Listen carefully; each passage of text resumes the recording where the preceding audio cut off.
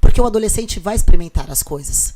Mas quando eu preciso esconder, porque eu sou punido, porque eu sou castigado, eu faço ali escondido e tá tudo bem. Finjo que vou estudar, que tenho trabalho, faço toda uma burlação ali, tenho rede de apoio dos amigos ótimos. E vou esconder do meu padrinho o que eu tô fazendo. Se a gente deu vários chapéus nas nossas mães, Imagina, você imagina agora, com eles tecnologia. agora com tecnologia, gente. Pelo amor de Deus, vão largar de ser loucas. Então, como é importante a gente fala assim, hoje em dia, o que é que protege muito o nosso filho? Amor genuíno. E amor genuíno, eu lembro uma das especializações que eu fiz, que eu nunca tinha ouvido dessa forma. O amor genuíno é o amar sem condições. Amar independente de. Isso é muito forte, potente, porque o bebezinho, é fácil amar o bebezinho doce, meigo, tique. O adolescente com espinha, bravo, hora irritado. Amar independente de. E vamos entrar num outro fator que hoje tá muito em alta e eu acho isso muito bom. Vão me matar, óbvio. Porém, tô cagando. Polêmico? Eu sou da polêmica. Se não fosse você da polêmica, eu nem nascia. Nem chamaria Andrômeda, meu bem. Já chama Andrômeda. Como que não vai ter polêmica? Que estão experimentando o que a gente não experimentava, que é beijar bocas diferentes. Então, a menina está beijando boca de menina. O menino está beijando boca de menino. Isso sempre existiu? Óbvio que sempre existiu.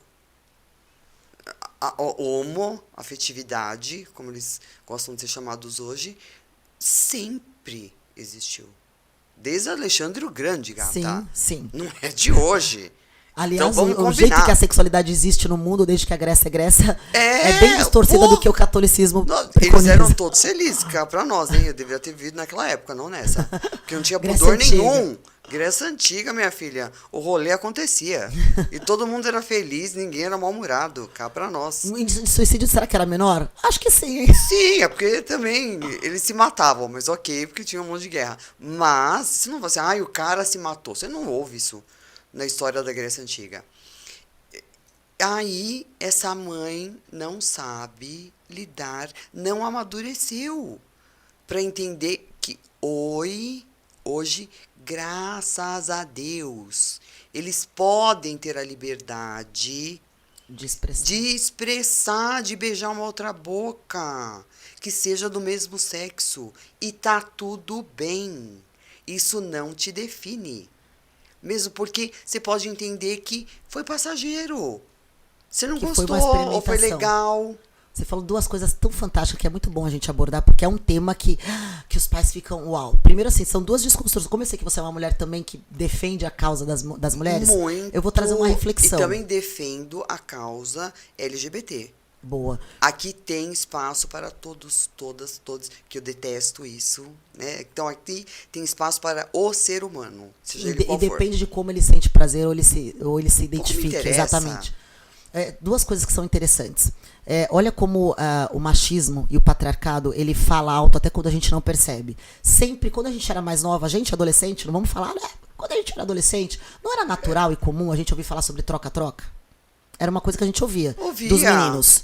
E não era muito próximo. Não era próximo, mas a gente ouvia que isso existia. Ouvia, sim. Nós, meninas, mulheres, ouvia que isso existia. Mas não existia entre as mulheres. Então, aí olha o que acontece, que coisa engraçada. Isso era normal, natural da idade, uma descoberta que, na verdade, a gente sabe que a curiosidade existe, essa descoberta, porque para as crianças e para os pré-adolescentes não existe essa conotação do machismo instaurado, né? O que é ser macho, o que é ser fêmea, o que é certo, o que é errado, o binarismo, ou é isso ou é aquilo. Isso é uma construção social, né, dos papéis do feminino e do masculino, é construção social e depende da comunidade que eu estou inserida, né? A gente tem povos que não vivem assim, a gente tem comunidades matriarcais, países europeus, onde a mulher é a matriarca, que também existe uma outra condição da sexualidade. Nós estamos num país patriarcal machista, onde quando isso falava-se entre meninos, estava tudo bem, fazia parte da adolescência.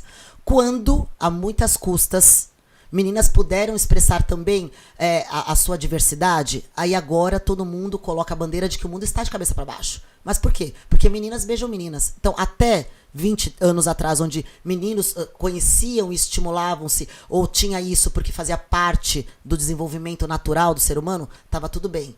Quando a mulher entrou em cena, a liberdade feminina entrou em cena, agora tá todo mundo chocado, tá todo mundo abismado. Sempre existiu a homossexualidade, mas era mais vista pelos homens. Então a gente tinha tio, cabeleireiro gay, sempre tava normal, natural. Ai, não, eu não sou, né? Aquela fala, eu não sou preconceituosa, até meu tio.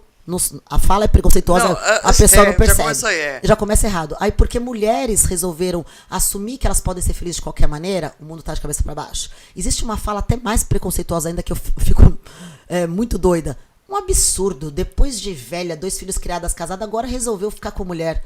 Gente, a gente ouve muito, várias. Aí eu fico pensando assim, aqui, eu do meu lado de sexóloga, que atendo mulheres há mais de 28 anos, e sei da dificuldade de mulheres sentirem prazer e serem satisfeitas sexualmente nas suas relações heteronormativas, monogâmicas, heteronormativas.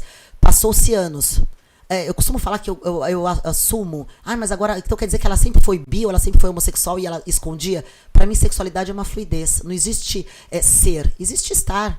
Existe se possibilitar, se permitir. Então, nada impede que uma mulher, em qualquer momento da vida, possa viver uma nova experiência e essa experiência seja satisfatória naquele momento. Seja e não super importa, prazerosa, agradável, e ela se vê feliz. Eu tenho até que trazer... melhor?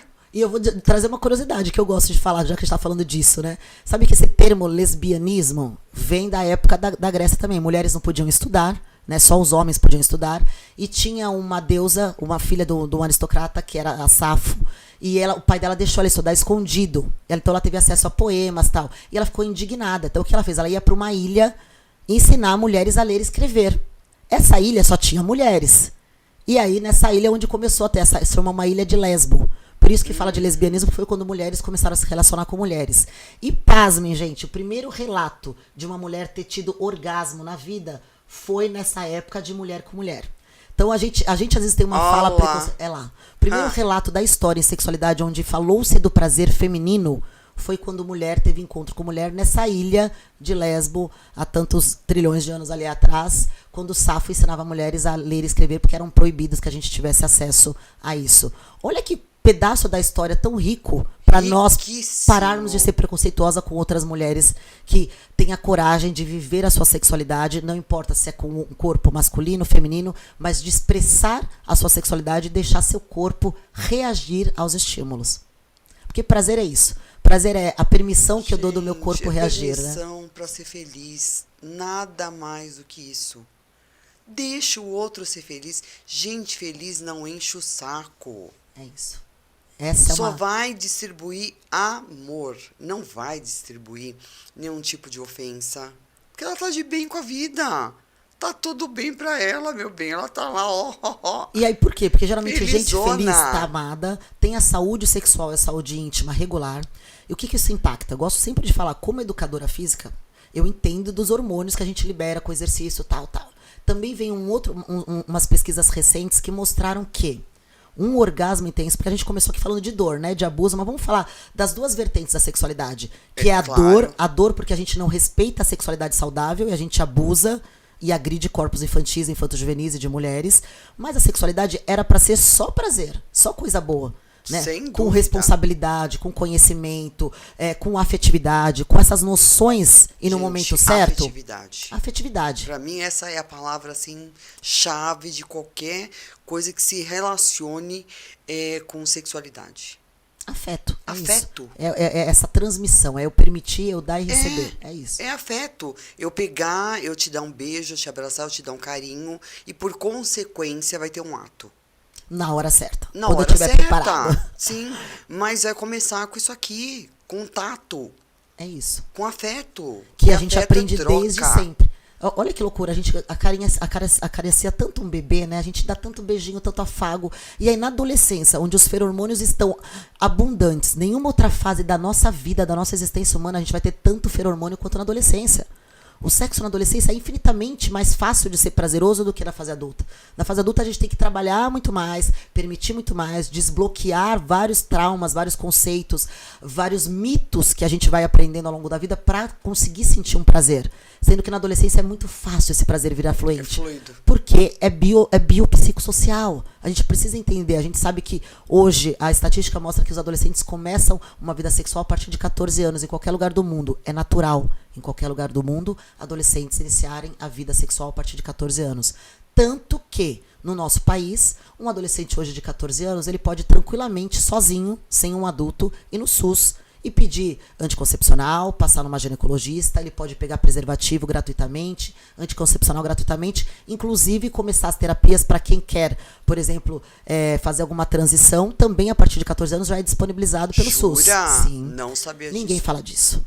Né? Gente, isso é importantíssimo. Ninguém fala disso, ninguém fala da PrEP e da PEP, que não quer dizer que os adolescentes, eles começam a prática, eles acreditam que eles não estão fadados a ter uma IST ou, por exemplo, a gravidez não planejada. É um mito.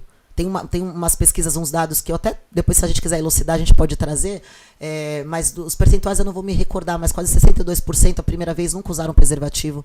No sexo oral e anal, mais de 80%.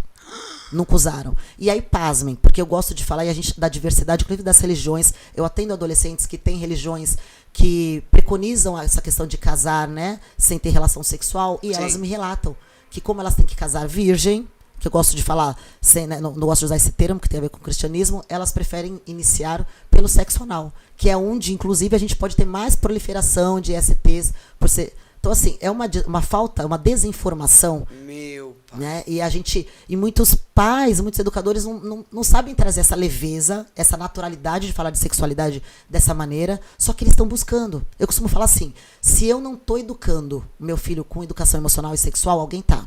Não é igual a nossa época de adolescente, que a gente não via imagem, para pegar uma revistinha era uma loucura, a gente ia aprender bem na prática, alguma amiga que contava, eles vão lá, clicam, e acessam imagens e vídeos e conteúdos que a nossa mente nunca foi lá. E é assim que eles estão se educando, com essa pornografia esdrúxula.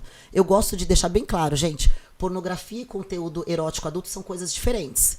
O conteúdo erótico adulto, ele é importante, ele faz parte de todo esse cenário para eu elaborar e buscar o desejo. Eu preciso, às vezes, tem pessoas que gostam de filme, de vídeos, nós precisamos de conteúdos eróticos bacanas para estimular o meu desejo, que não é algo inato, a gente precisa pensar para ter desejo. Né? É diferente da pornografia esdrúxula que está ali na timeline, porque pornografia mobiliza bilhões de dólares por ano, então é claro que quando eu começo a rodar, eu vou ficar passando várias timelines aí, só conteúdo bem esdrúxulo. E aí, se eu não educo ele para afetividade, para o amor, para o respeito, para a consensualidade, como é que é o corpo feminino? Como reage o corpo aos estímulos do menino? Numa roda de conversa com um adolescente de 14, 15, eu falo.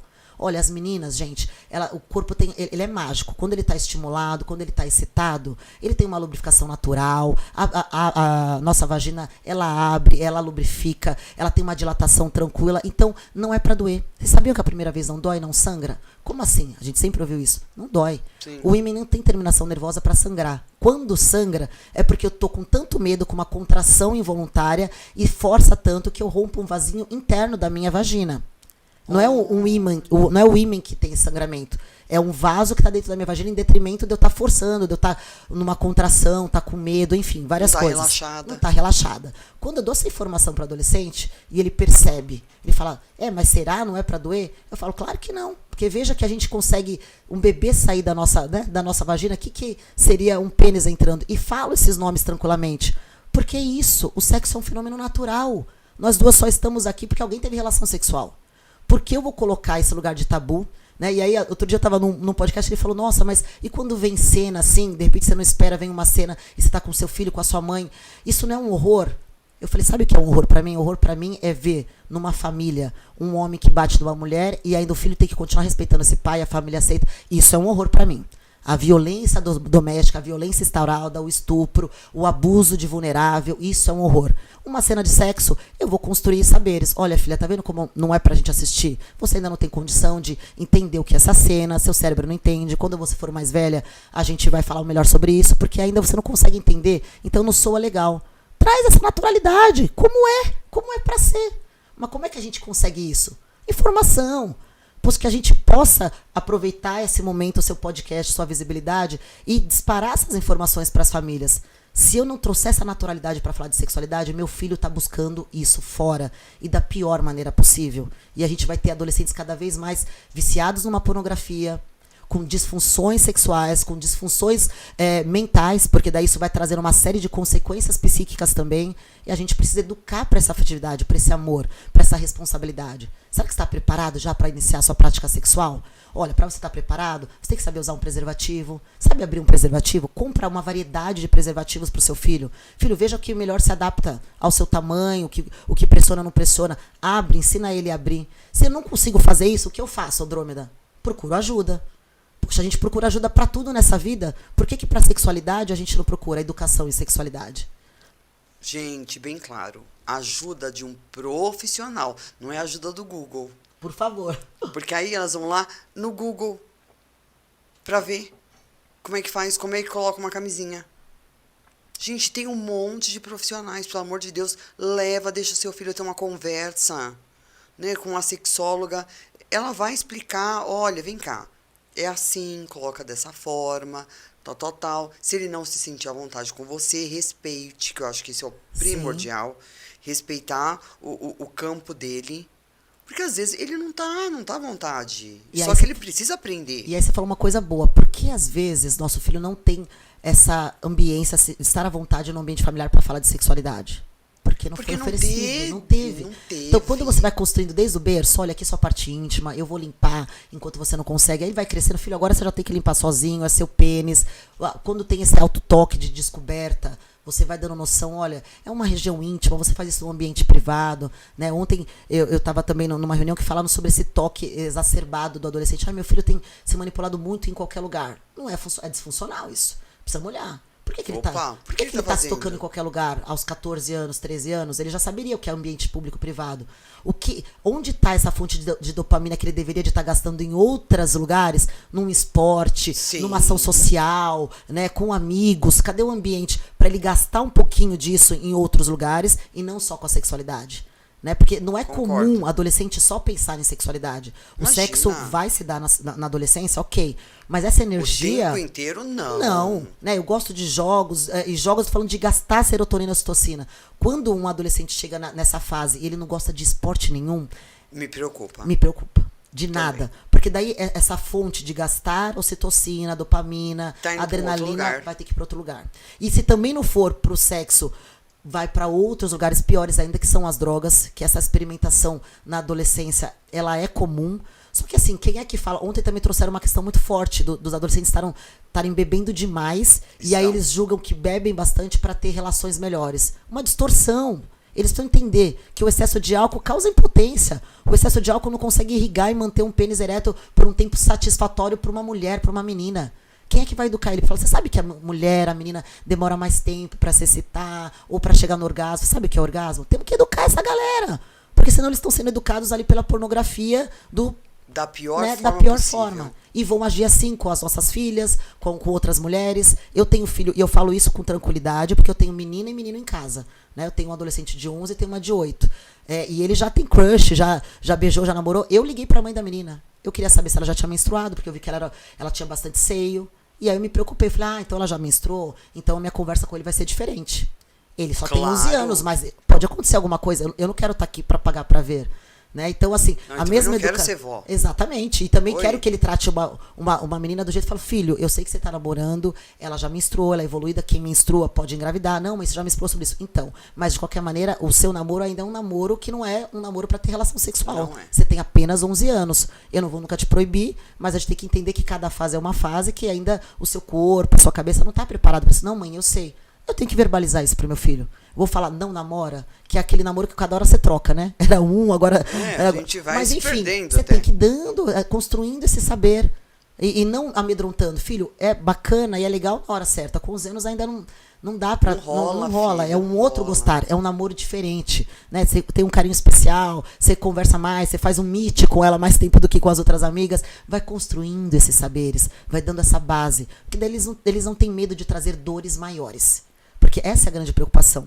Quando eu não dou essa educação da esfera mais íntima, que é a sexualidade, quando eu nego informação, quando um filho me pergunta, eu finjo que eu não ouço, eu vou desconectando e criando um abismo na relação absurda. Porque a esfera mais íntima é a sexualidade. E aí, se eu confio nesse cuidador, nesse pai, nessa mãe, que me respondeu de maneira clara, porque senão eu vou lá no Google e vou lá e colocar, eu falo, essa pessoa eu posso confiar. E aí sim, se ele estiver passando por um problema maior, um bullying, uma dor, um sofrimento importante, ele vai confiar na gente porque a gente conectou.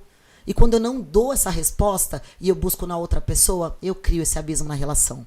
Eu tenho convicção que todo mundo que está aqui com a gente não quer ter uma relação de abismo com os nossos filhos num momento tão importante que é essa construção da identidade de um filho, dos saberes, né? Preparar ele para ser a potência que ele quiser ser. Né? Eu dei até um exemplo. De elevar a autoestima, gente. Autoestima é a palavra-chave, né? É a da adolescência. chave. Precisamos construir essa autoestima no adolescer e na infância, a gente sabe, né? Potencializar, olha, filha, como você fez esse desenho bonito, como você se movimenta, olha essa dança. Os elogios. Elogios. Validando tudo que as conquistas que eles fazem que são pequenas. Como isso é importante. Eu fico muito preocupada com essa mãe, com esses pais, que tem, assim, tende ainda a bater na dor daquele filho. Ai, porque ele não sabe jogar tão bem bola. Olha, é triste demais, né? Oi. Isso eu vejo muito. Muito. Ele não é tão bom no vôlei. E matemática, ele é péssimo. Tudo levando a autoestima para baixo. Gente! O que quer dizer, olha a diferença, né? Você não tá falando português, você é maravilhoso, matemática, você vai arrasar também? Não dá? Por favor, né? Ou até dizer, porque sempre tem que ser melhor. Você deu um exemplo fantástico, né? Porque, por exemplo, bola para menino, né? Às vezes tem uns que tem mais habilidade, outro não. E aí eu sempre trago essa... Falo, filho, eu te ajudo a você conseguir jogar. Nem sempre em tudo você vai ser o melhor. Mas você pode conhecer... Eu costumo falar, quem treina ultrapassa o dom. Dom é algo fenomenal. Que se quando você descobre o dom do seu filho e você vai lá potencializar, ele vai ser um fenômeno. Vai ser um fenômeno. Vai ser um Neymar da vida. Vai ser um fenômeno, tá? Mas tem coisas que não vai ser o dom. Mas não quer dizer que o treino não faça com que você consiga estar entre os demais. Filho, você não... Ai, mãe, eu não sou bom no futebol. Eu já ouvi essa frase. Falei, filho, você não precisa ser o melhor. Você tem que conseguir jogar. Porque é gostoso jogar. E pra isso você vai treinar. Quem treina muito, consegue e ultrapassa o dom. Dom, concordo plenamente. E aí é essa construção. Tem gente que tem o dom e não fica lá na zona de conforto dele. Ainda mais se não foi estimulado. E aí pode ser mais do mesmo. Então, a gente ajudar esse filho a construir, nossa, eu sou ótimo em matemática, que bom, mas você precisa melhorar em português? Vamos ler um pouquinho mais. Você não precisa ser o melhor em todas as matérias, mas a gente precisa ter a base um pouquinho para você passar de ano. E a gente vai dando essa construção. E depois você vai descobrir o que você gosta mais. E eu tô aqui para apoiar, tudo certo. Né? Estamos aqui para apoiar. Filha, total. Total. O que eu quero é uma pessoa feliz. Olha que frase. Independente do que ele escolha. Isso agora, essa fala é maravilhosa, porque os pais... Isso é muito rico, né? A gente sempre fala, não, o que eu quero mesmo é um filho feliz. E aí pais que estão com dificuldade, especialmente na adolescência que essas questões da sexualidade vão se dar, né? Das orientações sexuais, porque ali eu começo, meus hormônios sexuais afloram e de repente eu percebo que quando eu tô do lado, a experimentação, ela não vai ser determinante do que de expressar o meu desejo afetivo por o mesmo sexo ou por sexo oposto, né? Que é isso que faz, que diferencia, né? Eu tenho desejo afetivo sexual por alguém do mesmo sexo ou não. É uma coisa do sentir também. Às vezes eu experimento e tá tudo bem, passou. Eu até costumo dar esse exemplo para quem tá aqui falando, meu Deus, como que eu vou lidar com isso? Quanto mais você proibir ou fingir que não conhece esses termos, você também desconecta.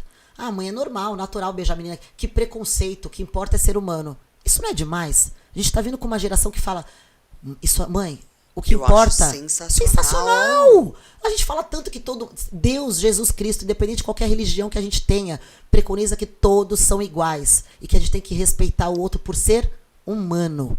Amá-lo por ser só um ser humano igual a você. E não em quem ele expressa o seu desejo afetivo sexual. Não diz respeito a mim.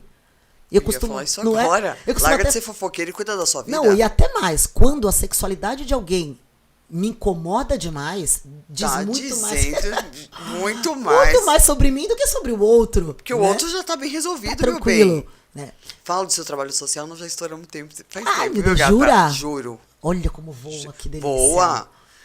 O trabalho que você faz em comunidades. Eu acho isso importantíssimo que você Dora, traga. eu tenho feito oficinas para adolescentes em algumas comunidades da Zona Norte de São Paulo, mas estou aberta aqui, já está em outros lugares, porque eu acredito... ONG Florescer, em breve já levarei. Ah, com certeza, é um trabalho lindo. Dá para fazer tanto com as crianças na parte de proteção, mas com os adolescentes a gente está construindo esses saberes que a gente falou aqui para que eles sejam emancipados para viver uma sexualidade saudável, satisfatória e plena, mas que também eles saibam se proteger e prevenir e respeitar os outros.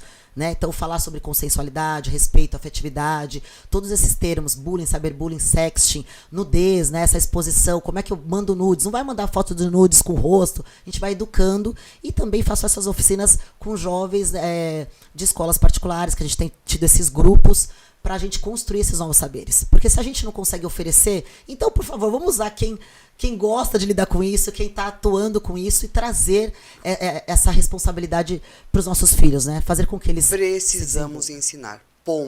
.com.br. Acabou a história. É simples assim. Precisamos. Não tem o que se discutir mais. Acabou a história. Escolha uma mulher que te representa. Ai, adoro. Ah, já tá aí. Adoro ela, porque eu sempre acompanhei, inclusive, os programas dela, e ela é uma mulher, na educação dos filhos, antes dela falecer, ela era muito bacana o jeito que ela educava, ela tinha Sábia. muitas falas muito bacanas, né, com filhas adotivas, inclusive, mas ela trouxe um respeito, uma coisa muito legal, e acho que é uma mulher, assim, que foi ela revolucionária, né? Uma jornalista negra, viajou o mundo, fala várias línguas. Acho que ela, não sei se tem alguma mulher que conhece tantos lugares do mundo quanto ela, né? Assim, ela expressou e sempre pôde expressar sua opinião. Eu acho que a Glória... E ela se fez respeitar. E num momento onde não tinha essa visibilidade, né? Não. Hoje em né? dia, graças... Negra, né, amor? Exatamente. Ainda no horário nobre, numa televisão nobre. Muito respeitada. Eu acho que ela é um ícone e tem toda a minha admiração. A minha também, Glorinha. Arrasou. Onde você estiver, por mais glórias na nossa vida. Por mais glórias, pelo amor de Deus, precisamos, Glória, de você. Aqui, gata, muito obrigada. Amém. Gratidão. Muito obrigada. Já deixo aqui o convite para voltar, porque foi muito rápido. A gente não conseguiu falar sobre tudo. Acho que a gente tem muito conteúdo para passar ainda. E acho que isso é um serviço social. Independente de ser um podcast, eu acho que assim, a gente precisa ter comprometimentos com algumas causas. Então, eu me comprometo aqui para que você volte quantas vezes forem necessárias, e der na sua gente, que eu sei que é muito difícil, mas que você volte para a gente estar falando, porque quanto mais a gente fala, mais educa. E transforma. E transforma. E a gente quer gente feliz, do bem, todo mundo bem resolvido, sem problemas depois psicológicos no futuro, porque as mães não deram conta. É isso. Muito então, obrigada. dê conta do seu adolescente. Você tem essa obrigação. Não é só parir, é educar também, tá? Beijo, gata.